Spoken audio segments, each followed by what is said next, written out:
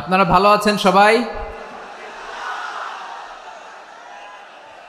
শীতে কষ্ট হচ্ছে না? মাশাআল্লাহ, 3 দিন ব্যাপী তাফসিরুল কোরআনের প্রোগ্রামের সমাপনী রজনী আজকে। আমি খুব লম্বা সময় নিব না। আপনারা যদি এইভাবে বিশৃঙ্খলা করেন আর আপনাদের থামাতে যে ভলান্টিয়ার্সরা যদি হুইসেল বাজাতে থাকে, আমার কথা তো শোনা যাবে না, আমি মুনাজাত দিয়ে চলে যাব। খালাস।